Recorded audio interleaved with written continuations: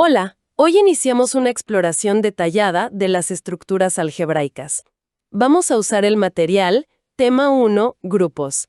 La idea es entender bien esta estructura, la de grupo, que es como fundamental en álgebra, ¿no? Y aparece en conjuntos superfamiliares como los enteros o los racionales.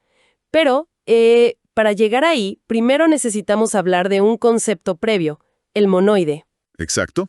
Vamos a ver cómo estas estructuras, que suenan muy abstractas, en realidad describen propiedades esenciales de operaciones que usamos todos los días, a veces sin siquiera pensar en la estructura que está por debajo, ¿no?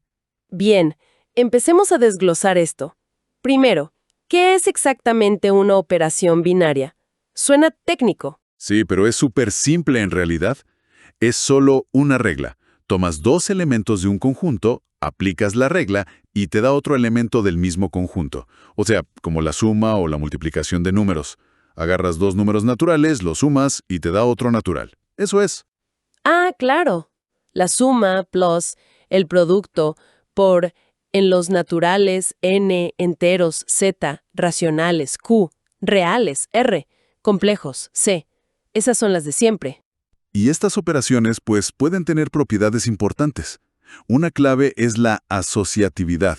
O sea que si tenés A, B, C, da lo mismo que A, B, C. El orden de operar no importa si mantienes la secuencia. Como en la suma normal, ¿sí? 2 plus 3 plus 4 es igual que 2 plus 3 plus 4. Exacto. Otra propiedad es la conmutatividad. AB es igual a BA. El orden de los elementos no cambia el resultado. Y, fundamental, el elemento neutro. Lo llamamos E. Es ese elemento que no hace nada cuando opera con otro. EA igual a y AE es igual a A. Para la suma es el 0. Para la multiplicación, el 1. Y si existe, es único. Ojo. Vale, asociatividad, neutro. ¿Y qué más? Mencionaste algo del simétrico. Sí, el elemento simétrico o inverso. Lo escribimos a veces como A a la menos 1, A a la menos 1. Es el que al operarlo con A te devuelve al neutro E. O sea, A la menos 1 igual a E. Y también A a la menos 1, A igual a E. Como el opuesto en la suma. Para el 5, su simétrico es menos 5, porque 5 plus menos 5 da 0, que es el neutro. Justamente. Y, dato importante, si la operación es asociativa y existe este simétrico, también es único para cada elemento A. Entendido. Entonces, con estas piezas, ya podemos armar algo. Dijiste monoide a principio. Ahí vamos. Un conjunto con una operación binaria que sea asociativa y que tenga un elemento neutro. Eso ya es un monoide. A ver, un ejemplo. Los naturales, con la suma. N plus, n incluye el 0, 1, 2. Perfecto. La suma en n es asociativa y el 0 es el neutro, así que n plus es un monoide. Pero ojo, al principio dijimos que el objetivo eran los grupos, y mencionaste que n plus no es un grupo. ¿Por qué? ¿Qué le falta? Le falta una cosa clave que mencionamos recién, el elemento simétrico. Para ser grupo, todo elemento del conjunto debe tener su simétrico dentro del mismo conjunto. Ah, claro. En n plus, el 3 tiene simétrico, que es menos 3, pero menos 3 no está en los naturales n. Ahí falla. Exacto. Por eso n plus se queda en monoide. Pero si tomamos los enteros z con la suma z plus, Ahí sí. Cualquier entero a tiene su opuesto menos a dentro de z. El 5 tiene al menos 5, el menos 2 tiene al 2. Todos tienen su simétrico. correcto. Y como la suma en z es asociativa y tiene neutro, el 0, y ahora vimos que todo elemento tiene simétrico, z plus es un grupo. Y lo mismo pasa con q plus, r plus, c plus. Todos son grupos. Y además, como la suma es conmutativa. Son grupos abelianos o conmutativos. Perfecto. Bien, ¿y con la multiplicación? A ver, n y z tienen neutro, el 1. La multiplicación es asociativa. Son monoides, ¿verdad? Son monoides, sí, pero no son grupos.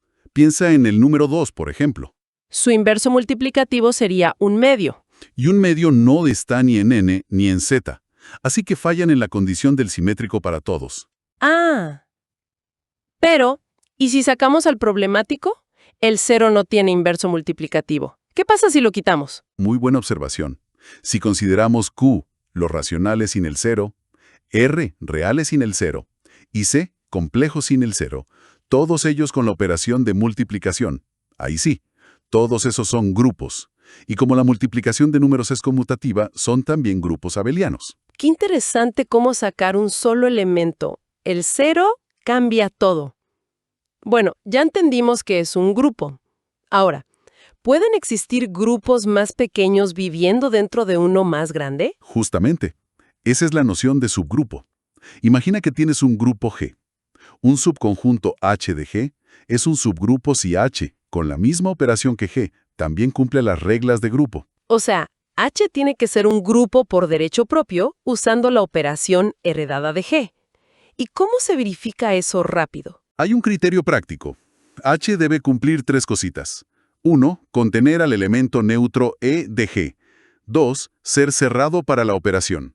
O sea, si agarras dos elementos X, Y que están en H, el resultado de XY también tiene que estar en H. No se puede salir de H al operar. Y 3. Ser cerrado para los inversos. Si un elemento X está en H, su inverso X a la menos 1 que sabemos que existe en G también debe estar en H. Entendido. Es como un club VIP dentro del grupo G. Mencionaste un ejemplo clásico antes. Sí, el de los enteros pares. El conjunto 2z igual a -4, -2, 0, 2, 4, etc. dentro del grupo Z+.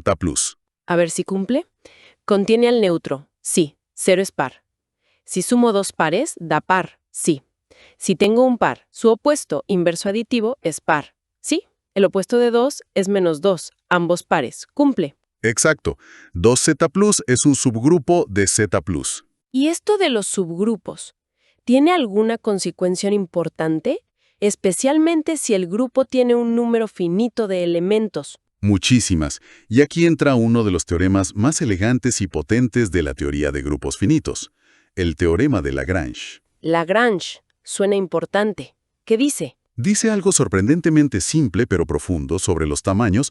Afirma que el número de elementos de cualquier subgrupo H, lo llamamos orden de H y se escribe H, debe ser un divisor exacto del número de elementos del grupo G, el orden G. ¿En serio?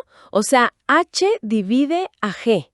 El tamaño del subgrupo tiene que caber un número entero de veces en el tamaño del grupo. Tal cual. Es una restricción estructural fuertísima. ¡Increíble! Eso significa que si un grupo G tiene un número primo de elementos, digamos 13, ¿Cuáles son los divisores de 13? solo 1 y 13. Orden 13. No puede haber subgrupos intermedios. ¡Wow! ¡Qué fuerte! Solo por saber cuántos elementos tiene, ya sabemos muchísimo sobre su estructura interna de subgrupos. Precisamente. Y esto está relacionado con algo llamado clases adjuntas o cosets. Son como copias del subgrupo H desplazadas por elementos del grupo G, algo así como XH. El teorema de Lagrange, en el fondo, se basa en que estas clases adjuntas forman una partición de G y todas tienen el mismo tamaño que H. El número de clases distintas es G dividido H. Entiendo. Entonces, haciendo resumen, empezamos con operaciones súper básicas. Definimos propiedades como asociatividad, neutro, simétrico. Eso nos llevó a los monoides y finalmente a los grupos. Vimos ejemplos con números. Luego exploramos los subgrupos, estas estructuras internas, y rematamos con el teorema de Lagrange que conecta los tamaños de forma, asombrosa. Así es. Es un viaje desde lo concreto a lo abstracto para capturar la esencia de la estructura, de la simetría, ya sea en números, en geometría, en muchas áreas. Capturamos patrones comunes. Exacto. Y para dejar algo picando, casi todos los ejemplos que dimos hoy eran conmutativos, abelianos. La suma de números, el producto de números sin el cero, el orden no importaba. AB igual a BA. Pero, ¿qué pasa cuando la operación no es conmutativa? Pensemos en las rotaciones de un cuadrado, o en multiplicar matrices. Ahí, AB no siempre es igual a BA. Cierto. Ahí la cosa se complica. O se enriquece, supongo. Exacto.